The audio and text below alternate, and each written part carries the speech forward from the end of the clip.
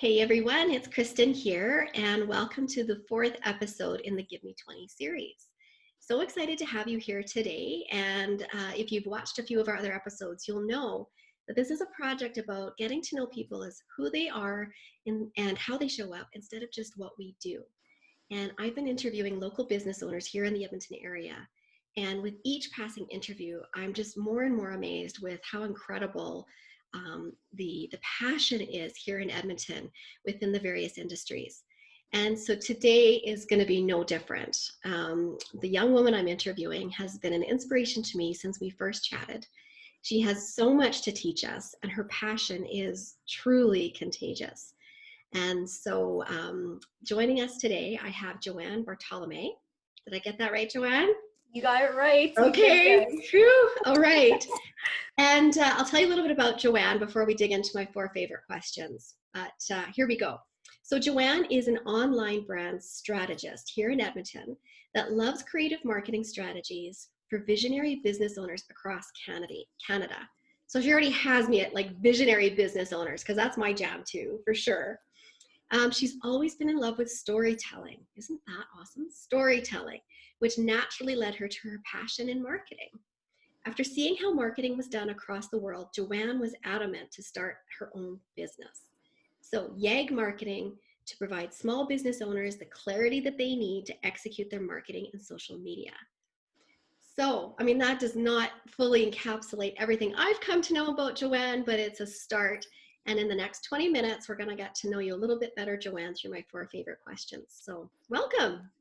Thank you. I'm super excited. This will be really good to also just have a conversation about myself and my background. Absolutely. And, you know, we are so much more than what we do. And I think what I'm enjoying so much about this project is getting to know people's backstories. Like, what brought you here and what makes you tick? And then what wisdom have you picked up along the way? Because we can all benefit from sharing that wisdom, right? So absolutely. Absolutely. All right, let's get into these questions. Are you ready? Okay. I'm ready. Awesome. So number one, it sounds like a simple question, but it could be pretty loaded. How do you help others? Okay, this is a very loaded question, but I find that how I help others is through listening. And this is very interesting, right? Because when you think about helping others, you think about giving something. You give something of yourself, you give help and action.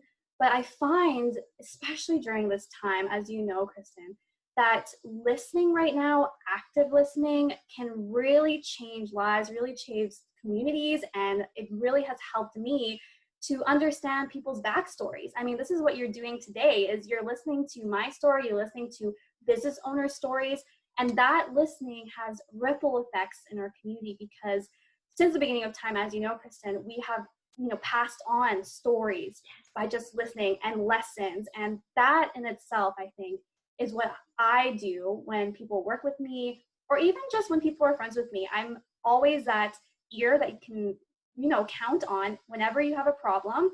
I don't have to give my opinion. And sometimes that's what we just need. We just need someone to listen. Oh, and that is so incredibly powerful, because, you know, when we listen to someone else's story, whether it's their story of their really bad day or the story of a major event in their life that inspired them, whatever that story is, when we listen and we actually take the time to hear people, we're validating them, right? And we're showing that we value them. So, you know, I think that is definitely a gift, and it helps others. I know I do better when I feel like people are listening to me too, and I feel validated that way. So it's kind of a beautiful gift that you're giving others. I think so. And it gives you perspective. It allows you to proper empathize their situation, and you're able to put yourself in their shoes. So it's different. It's like a ripple effect of values that we talk about that just start off with listening. So you're so right. It starts off there, but it gets a lot more as you go along with it. Oh, totally. Yeah. Awesome. Okay. On to question number 2. Okay. All right.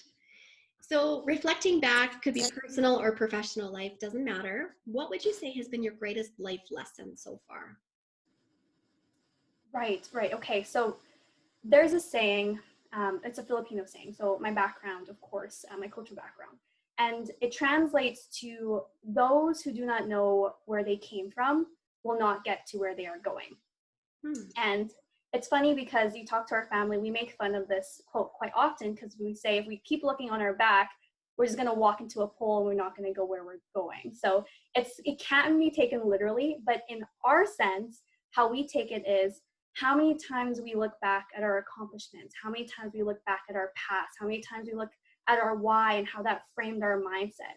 And I think that has been the biggest lesson for myself, has been not so much where are you going, not so much your goals or the present, but really appreciating where you came from.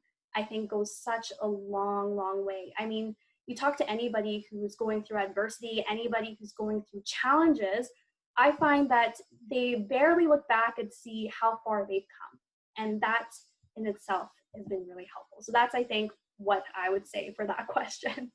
That's awesome. And it is a good life lesson because it's also helpful to like pull back on those lessons from past experiences, right? And understand what's brought you to today. So I can totally see how the learning doesn't just stop. You do something, you learn from it in the moment, it's not over. You have that now in your treasure chest in the past to kind of reflect on and pull back in and use in the future too. Oh, absolutely. And especially during this time has really allowed for that reflection that I normally wouldn't have done. I mean, anyone that knows me knows you're usually going, you're trying to do something, and it's just like mindless actions. But you're right. Now we've gotten the time to reflect. We've gotten time to allow people to pivot, whether it may be for business or it may be personal, or some of the activities I realized I actually didn't enjoy in my personal life. So you're so right. It doesn't have to be just business. It can be also with whatever you are trying to do. Yeah. Oh, yeah. So good. Love it. Okay. On to question number 3. We're ripping through these. Okay, let's do it. Yeah, here. My gosh, we are on a roll. So this one is thinking about the future. So it's actually a nice segue from your answer to the last question. But I'm curious about what 2 things you're most hopeful for in the future. I think hope is an incredibly powerful emotion in our human experience, and we need to maybe focus a bit more on hope. So I love to hear what other people say when it comes to what they're hopeful for in the future. Yeah, absolutely. So something that people don't know too much about me is my why. So maybe I'll go into that first before answering what I'm so hopeful for, because that comes with it, I believe.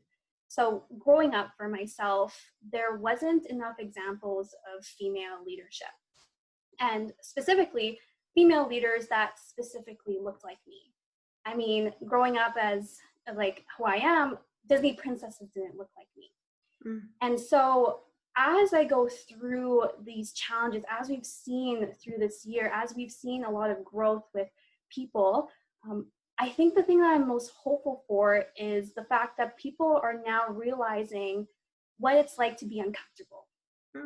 And they're embracing the idea of being uncomfortable, that they're embracing the idea of new perspectives that I didn't really see before. I see a lot more conversations actually happening with women around the table with regards to leadership. And it's something that I hope will be a ripple effect, because everything I do in my business or my personal life, when people are looking at me, it's because I didn't have this example of leadership growing up. I didn't have this. So if I know that I have a community of people counting on me to show them that, yes, I've had bruises, we've all fallen down, we've all failed, but here I am, here's the beacon of light. I think that for myself means that there's hope for the future, that there will be those examples. Because as you can tell, Kristen, like having that example for us means it's so meaningful to know that we can achieve the dreams we want to, we can achieve those goals, that we aren't limited on our resources. And that in itself for me is probably the most hopeful thing. So good. And it's very powerful for me to hear you say that, because you're how many years into your business now? Are you into 3 years? So it was a partnership 3 years ago, but full-time last year. Right. So about 1 year full-time. And so that blows me away, Joanne, because I see how much you're doing, how much you've grown in that 1 year from, starting from zero with any small business and predicting what you're going to be able to get through in that first year, even 2 years. You have surpassed that in my mind so far. And what you're doing is leading by example. and you're being accessible. That's what I see with you and the services that you offer others. You're so free with your sharing your knowledge and encouragement of others. And I truly think that leadership starts by living the example. And so, if your hope is being that you're creating those ripples and that they'll carry on in the future, I mean, that's easy. That's going to happen. You just keep doing what you're doing. And, for me personally, I've had some really powerful female mentors in my life. It wasn't until like later on in my career that I experienced that it changed everything. And, it inspired me to want to give back also. And so I see that in you, really just kind of in the early days of you starting your business. It makes me just like mind blown about where you're going to be in 10 years. So I love that. I love that. Hopeful for, female leadership in the future. That's awesome. Oh, absolutely. And even same with, I had this gratitude tree because you talked about mentors very, very specifically, and you're on there too because you have mentored me. But if you actually go back and you see how many times I've had a female leader, it's just been so influential because it connected me to another person. And always that idea of that six expiration point, right? With networking, that you're always connected to one person, 6 people away. That has been probably how I've grown in this time. Like a lot of people see us doing a lot of things, which you have mentioned, but I don't think people realize that I would have not gotten here if it weren't for the relationships that I have. And that's probably why that hope idea for me is the idea that you can have those relationships, that you are down to earth, that the people up top are probably rooting for you. They're not going to be putting you down. So that's probably what I would hope for in the future, is that these people are accessible, that they want to help out because they've been there. Yeah, so true. Well, Yeah. and you're walking the talk, and that's like leadership 101 in my books. So that was one thing you're hopeful for. Is there a second thing that you're hopeful for in the future?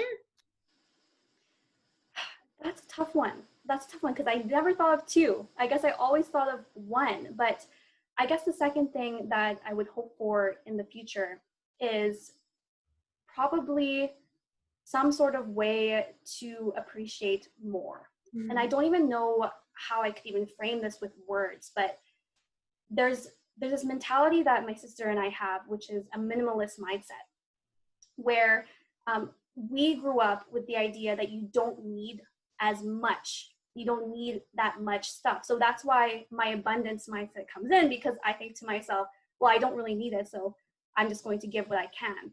And that's probably the shift I would be hopeful for in the future, is that as I see a lot of people doing a lot more reading, as I see a lot more people educating themselves, as I see my sister, who's 3 or 4 years younger than myself, already embracing this minimalist lifestyle, I would hope that people would see what they have and appreciate that. And there is a little bit more of appreciation versus the materialistic mindset. And we've seen that shift, I think, very much during this time, as people spend more time with their friends, more time with their family, really appreciating time rather than objects. And I think it's just because of how I grew up, how we were taught, how we didn't have much growing up, actually. We grew up in an apartment and then moved into an actual home. That being first generation here in Canada, of course, my parents started off with like $20 in their pocket. So it's interesting how that shapes your perspective of items. And I hope that as we grow, as we learn, there is that abundance mindset rather than that scarcity mindset. Oh, absolutely. And, that is what they say is one of the keys to happiness is, gratitude makes what you have enough, right? And I can reflect on some of the most difficult times in my life, whether it be like the loss of a family member or a sick family member or a complete career change, whatever it might be. It was that gratitude and that view of abundance that really got me through. And it frames it in a different perspective. And so, yeah, I hope for that too. I really hope that our lessons from COVID will carry on in terms of, focus on what really matters. And sometimes less is more. Absolutely. And same with health. Health is something that we don't talk about as often, I find. With business owners, we are always told to hustle and grind, right? To really go out there and work. But how I've been able to stay on float, not many people know this, is that I've had to have that mindset of, yeah, it's time to shut down. Now it's Friday evening, phone turns off, you spend time with your loved ones.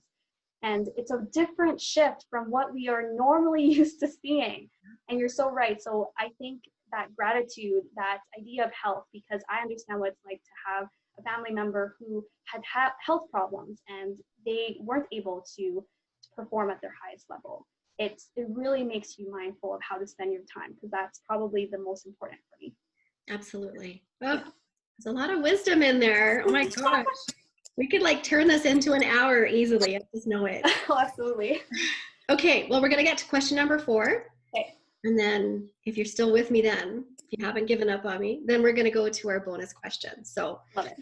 question number 4, and it's a bit of a selfish question because I have my wall of wisdom behind me where I borrow people's favorite quotes and I just fill up my wall. It's my wall of wisdom. So I would love to know, what is your favorite quote and why? Okay. This one's by Ed Milet. I'm going to butcher it a little bit because it's definitely off memory, but a flawed plan executed with tenacity and consistency is better than a perfect plan executed poorly. Something along those lines. That's pretty good. Yeah. That's pretty good. So I guess I love this because life's a journey, of course. And something that I've had to really learn is it's not about the destination, it's also about the journey. So sometimes, as you've seen, so going back to business, we've had to pivot and shift. And I didn't have a perfect plan. There was no plan, there was no market research, there was nothing. And being a perfectionist, usually I'm really trying to get out of that comfort zone of just go out there, execute, get the feedback, go out there and do it. And when you hear someone to say that, it's a little bit daunting and scary, but that's probably why I love that quote so much, is that it really empowers you to just embrace the journey, embrace the flawed execution, and it's going to be okay. So if I can turn out like this and things didn't go my way, then obviously everyone else can too. Right? And the other thing is, there is such a thing as a fortunate accident. You know, so many times in my life and in my business world, you know, you've kind of plotted a course in front of you and you think it's going to be nice, straight and narrow and sequential steps. And then something comes out of left field, throws you off. And at first it's like, oh no, my path. But then you realize like maybe it pushed you to avoid something that was like a pitfall down in front of you, or it moved you over to something a little bit better. So, you know, I think, I agree. Right? It's having that little bit of flexibility, but appreciating a plan is important to have to guide you, but going with the flow where you can too. Yeah, absolutely. And there's this really great book. It's called The Universe Has Your Back. Okay. And depending on what you believe, it's totally fine to read it. I just think that it goes with what you said, that sometimes if things don't turn out, the universe does have your back. So you'll be able to focus on it and something will come. So. I totally buy into that. I've experienced it myself so many times. And the other thing is it takes out some of the worry. Like worry gets in our way and it can translate into fear, and that will stop us. So if you kind of just let go a little bit and trust that the universe has your back, I mean, it sounds like an awesome book, I need to read this, then it's just one less thing to kind of worry about. You can agonize a little bit less over those decisions if you have some faith that it'll work out in your favor in the end. I agree. So, well, you managed through my 4 favorite questions. How are you feeling? Are you ready for our fun bonus round? I'm ready for this one. This one's going to be a good one. I think it is going to be a good one. And so for those of you who haven't seen these episodes yet, this last bonus round question, I call this spinning the wheel of wisdom. And so I'm going to bring up this fun little wheel. Can you see it there, Joanne? I can see it. It's good. Okay, awesome. And so we're going to spin this random wheel. It's going to land on a word, and then you're literally in the hot seat. And you just have to tell me what comes to mind or what pops up for you when you see this word. So here we go. Spin this wheel. And your word is change.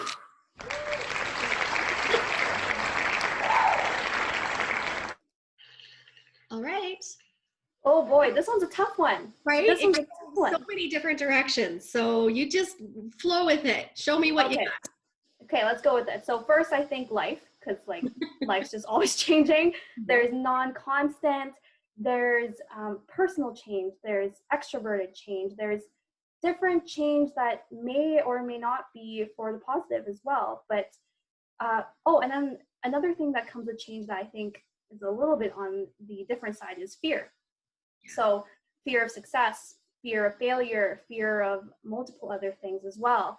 Change is one of those things that maybe we hear too often. Maybe that's one of those things that as we hear pivot and change so often, we never get the chance to actually think about whether we want to change in the right direction. And also too, I think of change and I think of impatience. I think of myself when I think of changing, I'm just impatient of the results, and I'm constantly changing things, trying things out without realizing that things take time. So for someone like myself who is used to having Netflix and all these other things where I can just binge watch everything, I'm very impatient. So when I hear change, I think to myself, should I be changing, or should I just continue course, or just believe in myself too? So there are multiple things. You can also change positively, professional development wise, but you can also look at it as impatience and also something that you can reflect on too. So I guess that's what I think of the words. Well, and it is a big one, right? Yeah. Change is, I'm a total, I think I've mentioned this, but I'm a total nerd on certain topics, and change is one of them. I love change management. I could geek out on you for a long time on change management. And all of those things you said, that's kind of what comes to mind for me too. And even like readiness, like being ready for change and taking the time to prepare methodically for a change instead of just always being reactive, where it feels like you're chasing your tail and you never really have a chance to learn from the change or know if it was a change for the better or the worse, right? So yeah, it's kind of a timely word given where we're at with the pandemic and all the changes that small businesses are having to go through right now. But I love your insight on it. That was fabulous. So thank you. No problem. No, I think it was good because when I think of change initially from business, I see resistance as well, that there is some resistance, there's some difficulties with that.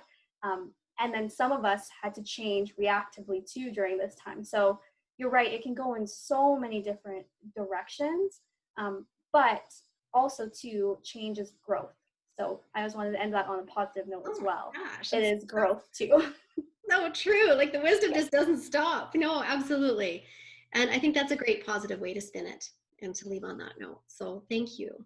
Now, with your business, YEG Marketing, how do we get in touch with you, and what kind of services would you be able to offer other small businesses here in Edmonton? Yeah, absolutely. So we are on most social media platforms, being a social media business. You can find me personally at Joanne J. Bart. That is my personal account if you want to get in touch with me personally. If you want to get in touch with the business, that's at Marketing YEG.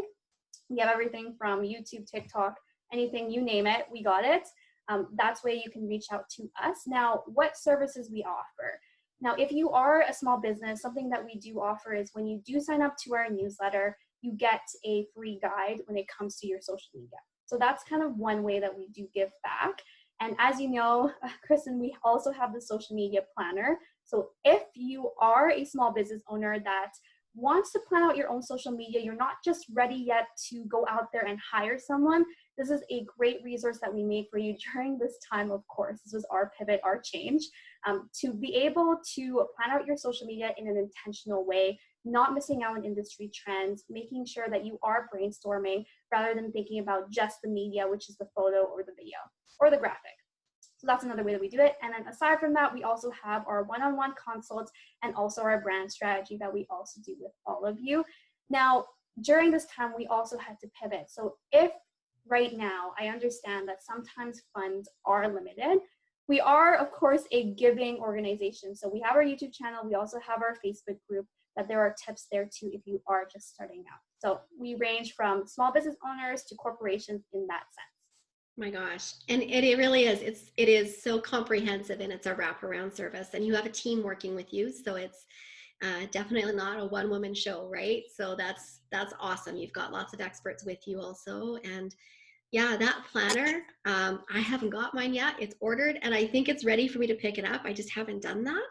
cannot wait. And, you know, something that I'm really looking forward to, Joanne, that you mentioned about the planner, is that it incorporates also looking back and evaluating the effectiveness of your strategies, right? So it's not just like a planner, like a day timer or, you know, that sort of thing. It sounds like it's much richer than that. And I don't think that exists out there right now. So I'm really excited to see it for myself and dig right in.